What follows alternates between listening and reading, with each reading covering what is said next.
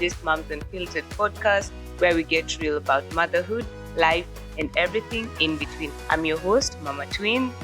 And I'm your host, Miss Ivy K. Today we are diving into a topic that hits so close to home for so many of us, and that is healing after a heartbreak.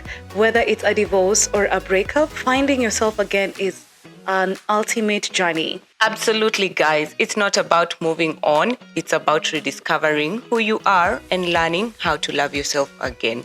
And let's be honest, it's tough, but it's also powerful and empowering. So let's get into it. Ready? Ready. Let's heal together, all right? Let's kick this off.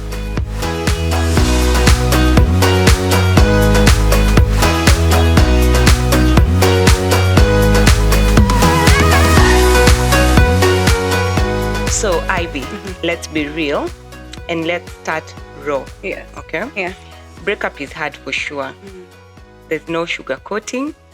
What are the biggest emotional challenges you faced when you're going through your breakup? Oh, wow. Where do I even start or begin? I think one of the hardest parts was feeling like I lost a piece of myself. And I'm just curious, did you feel the same way? Yeah, I did. In fact, I think I went into depression. I actually went into depression because now at this point, I don't know what to do. Yeah. I have 2 babies to take care of. So it's not what I expected. It's not what I had planned for. Yeah. When you're with someone, you plan for eternity. And you don't see like a breakup or, forever. Yeah. You see yourself as a complete family. And then this thing happens, you don't know what to do, where to start, Yeah. how to pick up yourself. So yeah, that's for me majorly was I went into depression. Yeah, Kabisa. I really went into depression. I had to seek counseling Yeah. to get out of it Yeah. and maneuver Yes. that uncharted waters that I was in. Yeah. Yeah. Okay. Yeah, that was for me. All right. What are some ways that you allowed yourself to grieve and feel the emotions without guilt? Without okay, this thing happens to me most of the time when I'm stressed. I don't eat Yeah. for some time. And then at that time, okay, when it happens, when I'm too stressed or going through depression, the first thing I normally go to is drinking. Yes. Yeah. Yes. I drink a lot. I party. I go out and party. Like my life depends on it. Kumbe, I'm dealing with something. I'm in denial. Yes. I'm in denial. So that's normally what the first thing I did. I was in denial. I started partying. I started drinking. I shaved my head, colored it gold, or Blonde. So that is because I was in so much denial. I did not see myself as a single mom. Yeah. I did not see this coming. It's not something that I had planned or it's something that I ever wanted. Yes. I found myself in it. Yeah. So after that, nilifanya nini? Partying, kukunywa. So when I got into depression, because something happened tragic, I almost killed myself. Yeah. So when I got to that point, I had to seek for professional help. Yeah. And that's when I realized, even if I myself, Yes.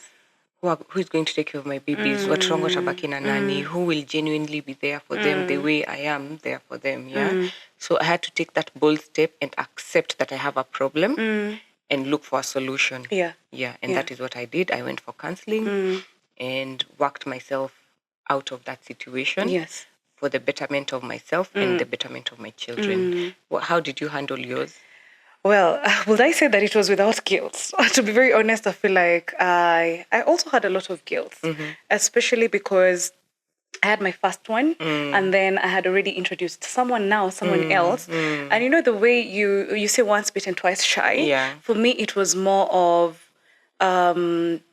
getting into this situation. Yeah. Like I had done my due diligence from where I was standing. Yeah. From my point of view, I felt like at the time I had done my due diligence, checked boxes, and was really, really sure, because I never really envisioned myself as a solo mom at any given point. Actually, no one does. I have never. It was never at me nataka kuwa nalea watoto peke yangu ama mtoto peke yangu. That was never the plan.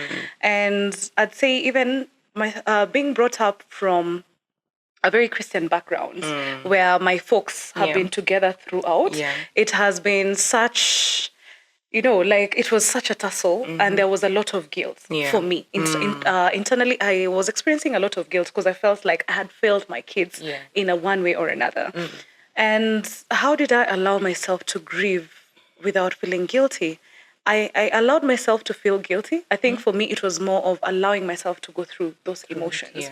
And just like you, I hit I think the lowest part of my life. And that was a point of depression. And to be very honest, it got to a point where I realized that, my God, I cannot do this. Okay? I can't be here trying to take care of my kids. And I am not okay. Because where I was in a very dark place and space in my life. And I decided, you know what? I am going to involve the significant others to now step in and, like... Take charge. Take charge. Over. Yes. Have the kids and let me get myself to that point of, let me get myself to that point where I can be there for my children. Because where I was at, I was in a very dark place. And that's, for me, I feel like it also came with a lot of guilt and shaming, because at the end of the day, someone is like, you're a mother, figure it out regardless. And you don't have the luxury to allow yourself to go through the process and heal.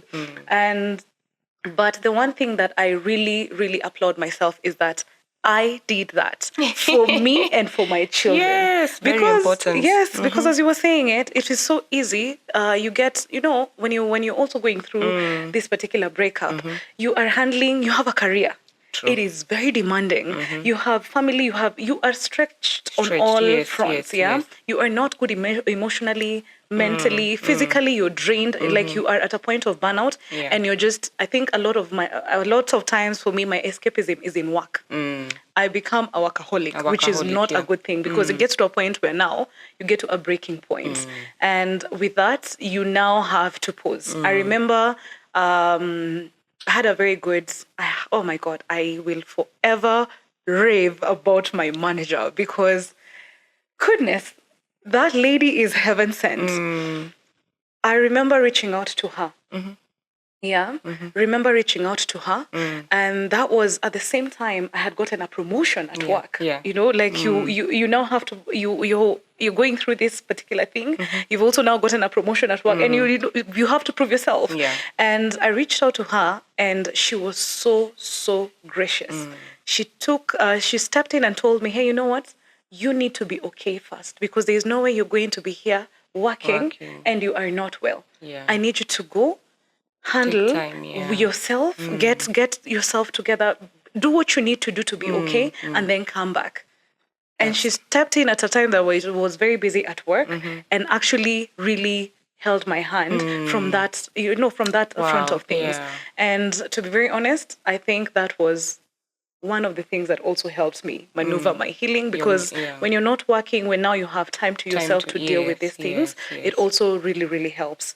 That's true. That's true. You've also talked about the moment you felt, how you handled the moments that you felt overwhelmed, or like you were failing. Like the way you said, your manager came through for you at that moment when you needed just time out. Because at this point now you're no longer productive at work. No, you're not. You're no longer productive. And so what are other things that you did when you felt overwhelmed in that moment? For me, I'd say my support system. In that period of time, given that it was my darkest, my mom came to live with me for some time. Like she took time out from whatever she was doing, dropped everything, and was here for me through it all. just providing that shoulder to lean on and cry, and she tell me, you know what, it's fine. It's fine. I also had my circle of friends. Yeah. They would come, just chill, we're By chilling. force, Yes, yes. chilling. And they're like, you know what, say everything you want to say. Say it, itoe yote. Sema ikutoke. Yeah, ndo hiyo. Sema ikutoke. And I think for me, that was also another way that really helped me. To be very honest, in those moments, I was not able to pray. I felt like, you know what, I thought that I had done everything that I needed to do not to end up in this situation ever again. Yeah. And, in those moments where I was failing, I felt like I was failing also. As I said, having the boys be with a significant other was something that really helped me navigate that. So that was predominantly how I managed to navigate that. Yeah. So how about you? How are you able to handle those moments when you felt like you were really, I'm not cutting it. I'm failing. Yeah. Godmother comes in again. Hey, girl. This girl, like I'm even getting emotional talking about it because, there are those people who drop everything. Yes. Yeah. They drop everything just for you. They have their life, but they literally drop everything to come and hold your hand. Yes. When you're going through this turmoil. So for me, it was her. She was there. In every moment, in every step of the way, she was there. Then my siblings are also there, but there's this one sister of mine.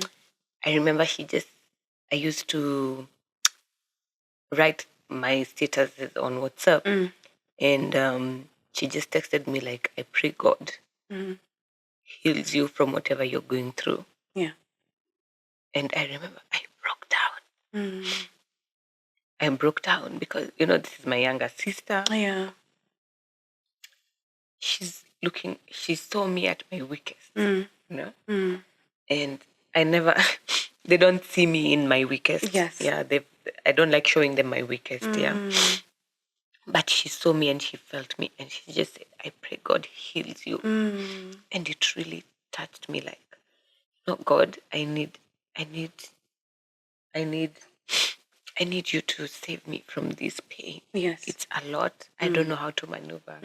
My parents are late. It's not like I can run to my mom. Yes. Yes. It's not like, I don't know how to do it. I honestly don't know how to do it. And I need you to do it for me. I need you to get me out of this pain, get me out of these waters.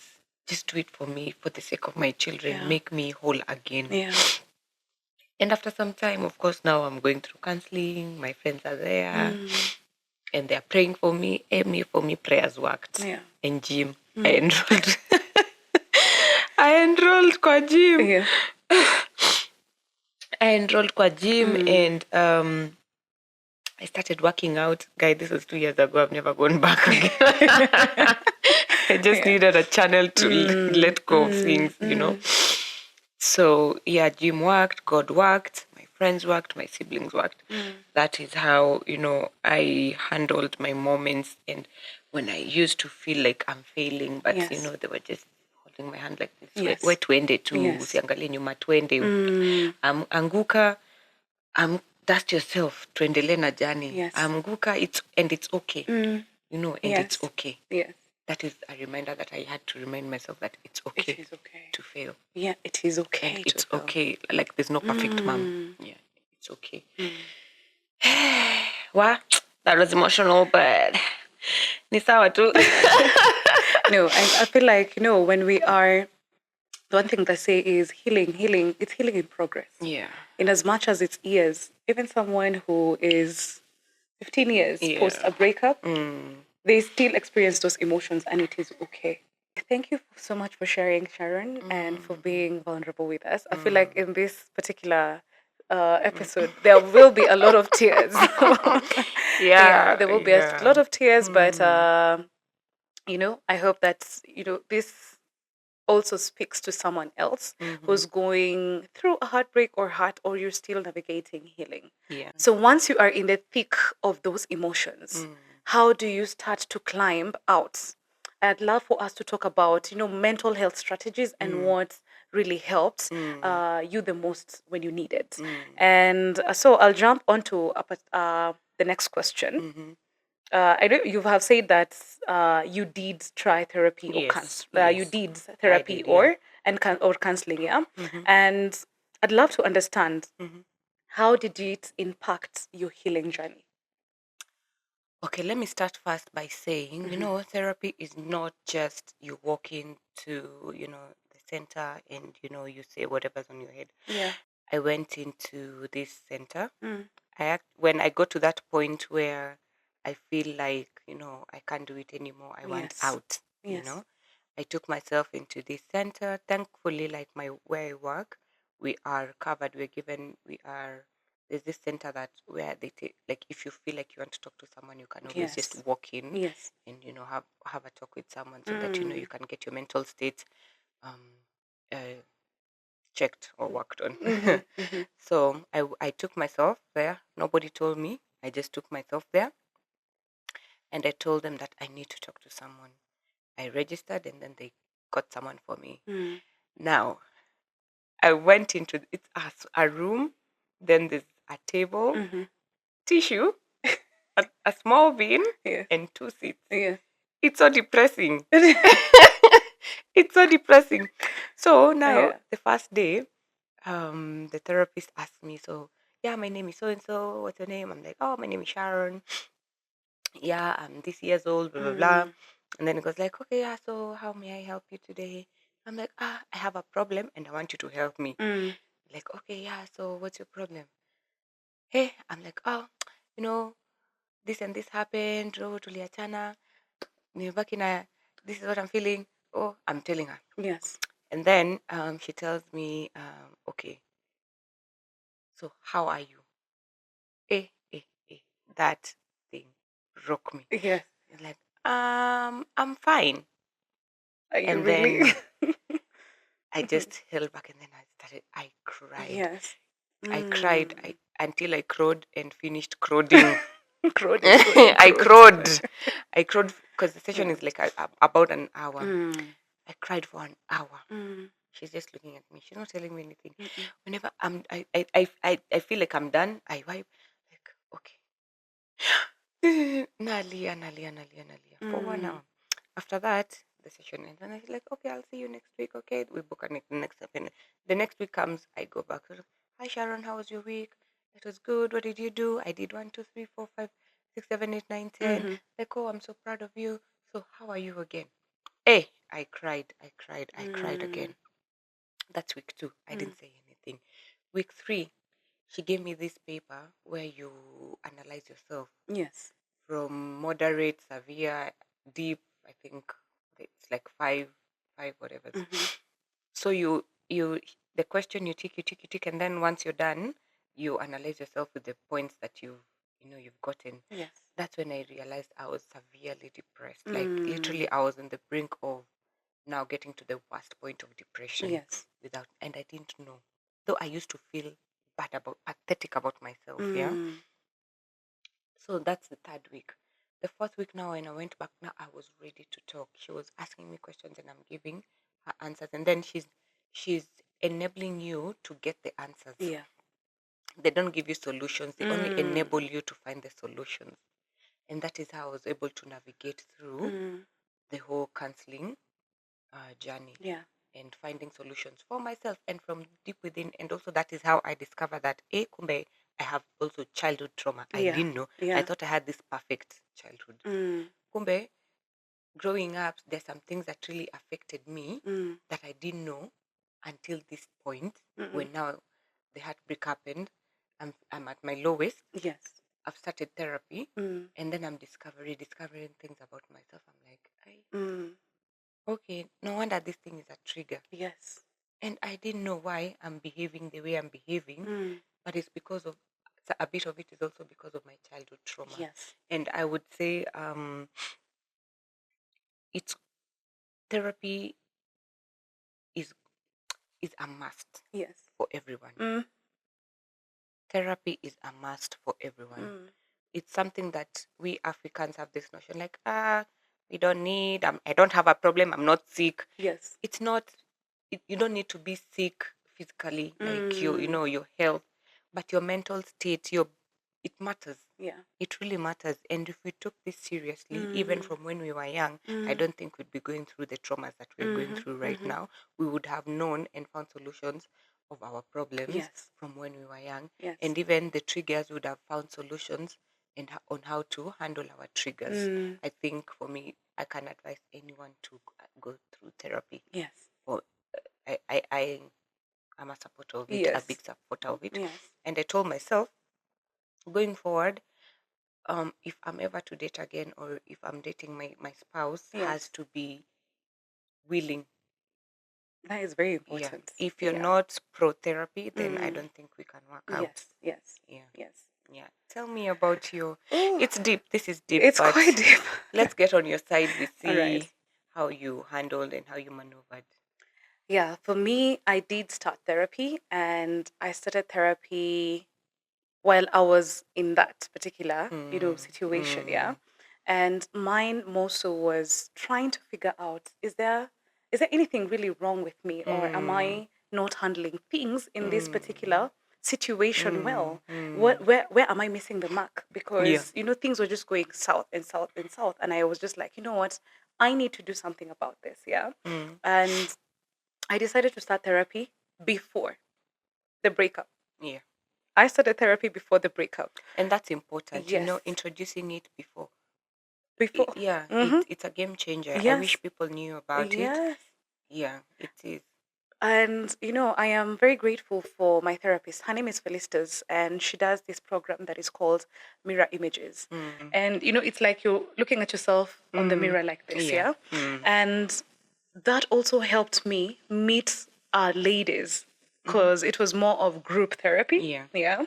And it helped me meet ladies who were able to walk their journey together, because we're also going through or navigating through, their life and whatever challenges that they had. Yeah. So in this particular, for me, I expected, like, it's like, hey, my name is... Yeah.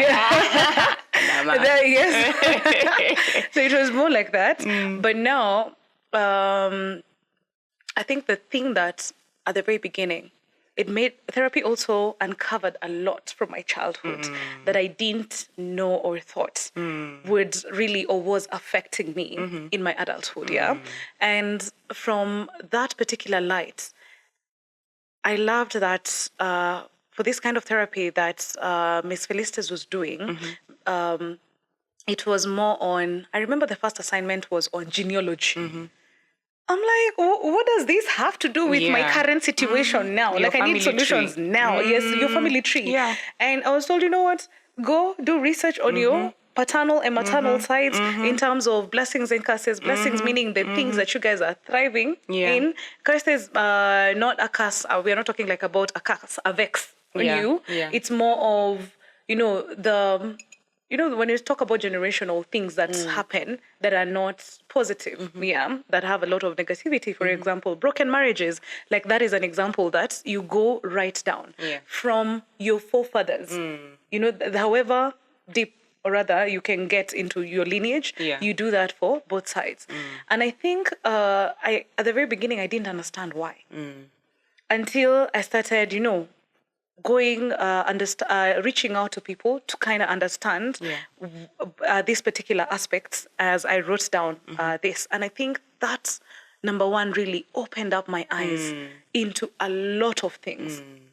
And in as much as I was going through my challenges, and I needed solutions for them ASAP, it's number one, helped me understand how I handle issues, why I manage things the way I manage, because either people have flight, people have avoidance, people, like, it comes from somewhere. And funny thing, it stems somewhere in your childhood. It's not something that you started as an adult. No. And you get to also understand how. So for me, from that particular aspect, it really helped me deal, number one, with things, myself, my challenges, my inadequacies, and also it also exposed my eyes to what I was doing that was not right. Because I say in terms of, a heartbreak, you have each contributed to it. Yeah, it's never a one party. It's never a one party thing. And the one thing I say is, so many times we point hands when you wear. But I mean, you forget that the rest are looking at you. So you need to ask yourself, what role am I Did you play? playing? Yeah. Or what role did I play? Yes. So that you can also get to a point of fully healing. Because if you don't recognize the role that you played, then you will consistently play the victim and point fingers at somebody else. And you will not be able to fully go through your healing because it's always about someone else and you're not looking at yourself. Yeah. So that means that you're carrying the same things that you used to do, even to the next and to the next, and you'll keep projecting. Yeah. So that for me was a major way of being able to deal, to navigate through the heartbreak. And I think at some point it got to a point where I realized that, you know what, it's not just about me. Wow. And I love what you said, that you can not date someone who's not pro therapy again. For me, it's the same thing. And I think you have to be very aligned when you are with someone. Yeah. So once I went through my process and realized that, there are also aspects that also need to be dealt with. Yeah. And we could not seem to find a solution. Yeah. We amicably decided, you know what, let us go, separate ways. Yeah. And even before that, I was also going through therapy to help me transition out of that situation. Yeah. Of that particular situation. I was proactively going through therapy. Now, the thing that about me is I am very, very intentional. I am extremely intentional with, especially when it comes to the things that I am very committed to. I am very intentional. And given that you're not looking to get into a marriage only for it to fail. Yeah. So it's one thing when you're going through therapy to prepare you transition out of that situation. It's another thing once you actually transition, because the reality of things now hit you. Yeah. And even post that is when I'm talking about I got depressed and I had to go back to therapy again, despite, being equipped with the necessary tools. And I feel like it also really helped me because it made me transition, because things like financially, all these things I had to, I had already, set things in place in a way that we are going to be comfortable. My children are going to be comfortable. I am going to be comfortable. That was not without struggle. But after I was able to also navigate that, and it really helped. Yes. So that's it for me. And the one thing that I say is, I feel like for men, they find it so difficult to allow themselves to go through it. I think it's this notion of be a man. Yeah. It's an African thing. It's actually an African thing. It's an African thing. And there is no shame in just accepting that you need help, and it's okay. It is okay. It's okay. We don't know it all. We do not know it all. I mean, we're figuring things on the go, even as grown up, even in our careers, you're still figuring things out on the go. So I would really, really highly recommend, just like you, please go to therapy.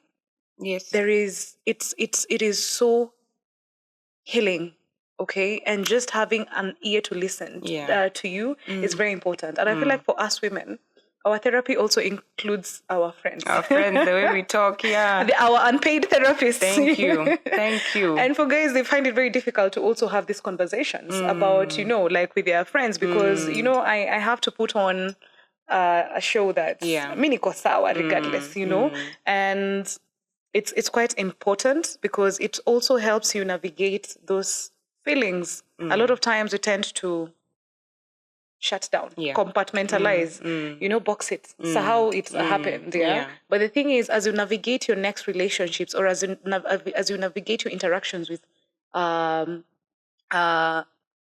people, you find that you're consistently projecting. Why? Because you did not deal with those issues. You didn't deal with yourself. You didn't heal, or rather try heal those aspects about you. Yes. So there's something integral that you have pointed out, and it's something I know most of us have never done. And that is going for therapy when you're transitioning out. Yes. if there's one thing I'm carrying is that it's not like I want my next to fail, no.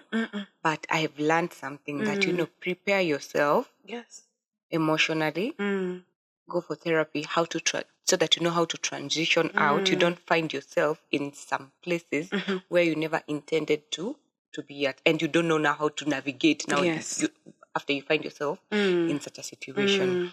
That thing is powerful. It is. That's that's a good one. That's for sure. Like I'm taking that with me in not just a relationship, even from workplace. You can, because it changes a lot. You need therapy to transition from now your previous work maybe to the next, or maybe from employment to unemployment to business. It's not just about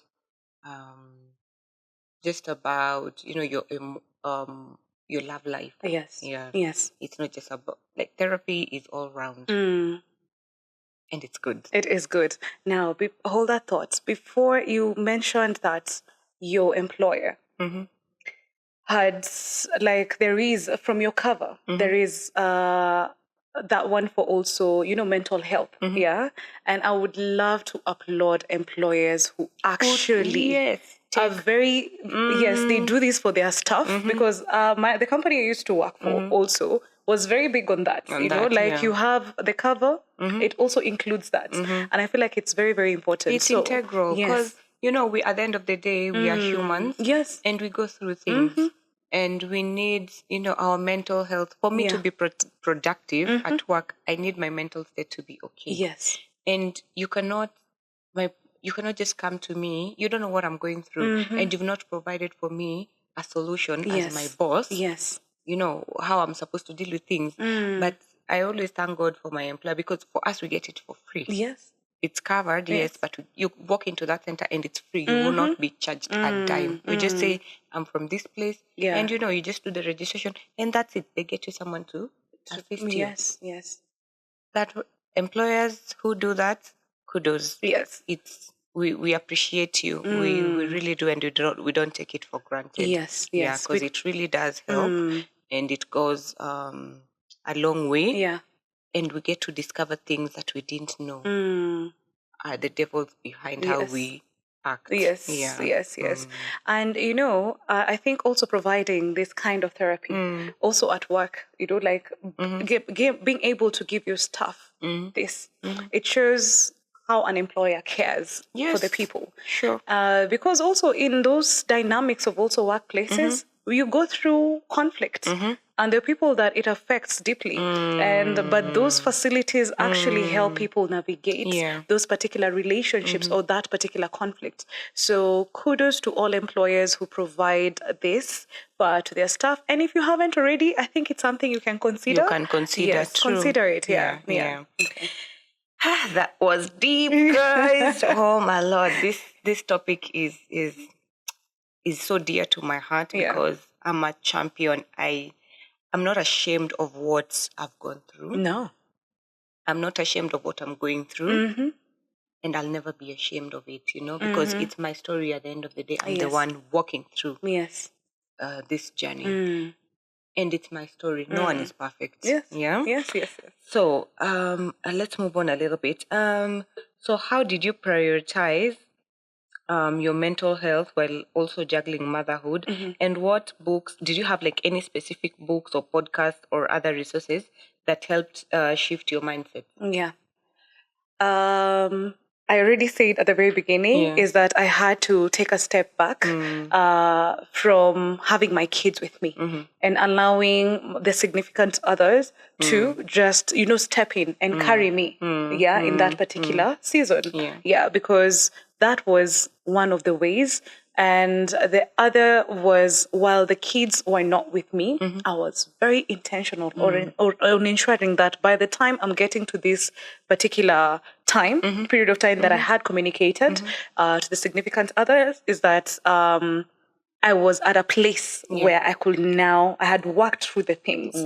So being intentional also in that process was something that really helped me. Being intentional on, my healing and allowing myself to get out of it. Because I feel like a lot of times we're told, shrink it.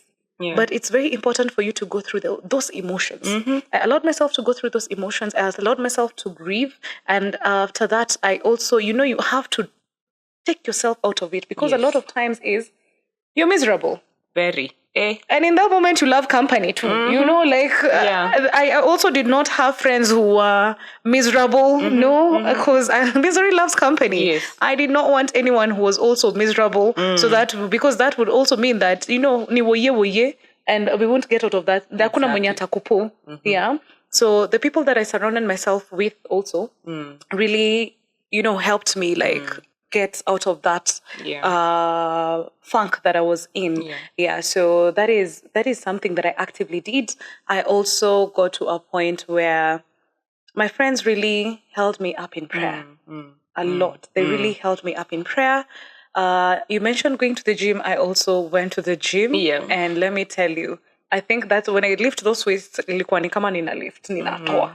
That sweating ilikuwa inanisaidia, nina release, yes, kila kitu nilikuwa naiacha hapo. So it's something that really helped me build mental fortitude. Mental fortitude, as I was also working on my emotional healing. Yes. Books, yes, I was listening to a lot of resources on YouTube. And I feel like nowadays we have so much a wealth of information everywhere. It just depends with what you choose to feed your mind with. So the one thing that I did is I never went listening to any resources that were bashing. Or bashing whatever situation or the significant others. If you have gone through a separation or something, I just listen to things that really water me and speak to my situation. I listen to a lot of, preachings also about this. I think the word of God is also, it really equips us. It refreshes. It refreshes. And because I was not able to read the Bible at the time, I would just sit through a preaching that speaks to the situation I was going through. And that really also helps a lot. Oh, nice. So, okay, me, I didn't read books. I didn't listen to podcasts. Yes. Now, I really would request for flights to get away. To get away, I just wanted to be away. So that time that I'm away for about maybe 2 days, I'm taking time to reflect, on everything that I'm going through. I'm sleeping. I used to sleep a lot, just to relax, because I was sleep deprived. Nilikuwa na backlog ya usingizi sana. So I would really request, because now when I'm at home with the kids, and remember they were so young at that time, they were not even close to 2 years, I think they were they were not close to 2 years. They were, so it was a lot for me. It was a lot. So whenever I would get an opportunity to just be away from them, from my house, I'm in a nice 5-star hotel that I'm provided for by the company. The destination is amazing. It's beautiful. My colleagues are there. It's a different set of people. It's refreshing. I'm meeting, different passengers. I'm learning the culture and everything. So I'm distracted from what I'm going through. And then when I get to my hotel, I get to soak myself in the bathtub. I just reflect on, where I want to go to, where I want to be, how am I going to come out of this situation. So that is how I dealt with how it helped me shift my mindset, because being in that environment where I was broken and it always reminded me of what I'm going through, it's like sikuwa napona. Nataka kupona lakini siponi, because I'm still in the same place. Every corner I'm reminded of the pain that I'm going through. So later on, nikahama, of course, started afresh, got a new house, new place. Everything was new. I changed everything in the house. No reminders of, my pain. That's how I was able to change my mindset a little bit, and also how to prioritize in motherhood. Same as you, a lot of prayers. Not from me. For sure, not from me. I was at my weakest. I couldn't pray. So the people around me prayed. And God, funny enough, God listens. He does. He does. the intercessors. Yeah. Intercessors, those were my intercessors at that point, my weakest point, when I could not. I used to feel like God abandoned. Yes. But in the real sense, he was working behind the scenes. Yes. And I look back, I'm like, wow. What I was looking so much into that closed door, wanting it to open. Yeah. Whereas there was something better for me on the other side of the door. That all I needed to do was, just open that door and walk out. For me to get, that, the bigger promise that God had in store for me. Yes. Yeah, so it was just prayers. Godmother, sijui kani mseme tu jina ama tumkeep anonymous. To keep anonymous for now. Because me, my life, that girl, Yeah. like she's just my lifesaver. Bless your soul, girl. She's done wonders. Yes. That's the reason why. There's a reason why she's a good mother of my kids. Okay, that's really. Yeah. That's really good to know. Guys, it's nice to ask for help. Yes. And it's okay to ask for help when you're down. There's no aina ubaya unless you're with people who are judgmental. Yes. But it's okay to ask for help when you need that help, because at the end of the day, it's about you. Yeah. They will talk. Ama niseme tutakucheka, tutakuongea, tutafanya hivi vile.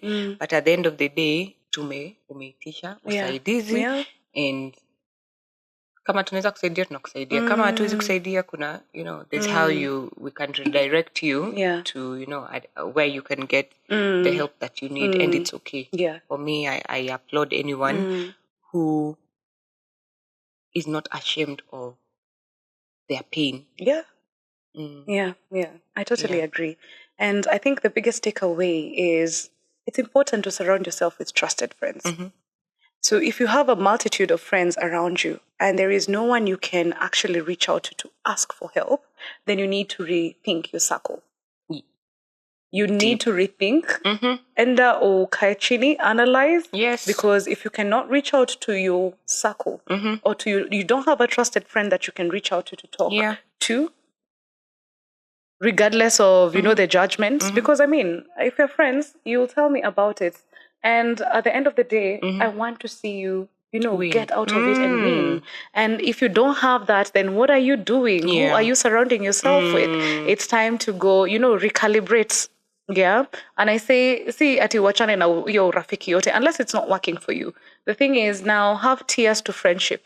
Okay, ukijua, this is where I place so and so. Yeah. Na, the way we say, niko na rafiki mwenye hata haifika kwa nyumba yangu. I have someone who, we are friends outside. Yes. But they'll never know where I live. Exactly. Never come to my space. I'll also have a friend who will only get to the gates of my house. Yeah. And they won't get anywhere close to the door or to the entrance of my home. I also have a friend who will get to the house, but they cannot. The only place they can access is the living room. Yeah. They cannot go to the intimate place of my household. Yeah. I have friends who will never meet my children. Exactly. Why? Because you have tiers to friendship. I have a friend who will also come, and they will come to my bedroom. Like, that is what we are referencing. Have tiers to friendship, know where to place people. And it's not a matter of, I say, before I'd cut off.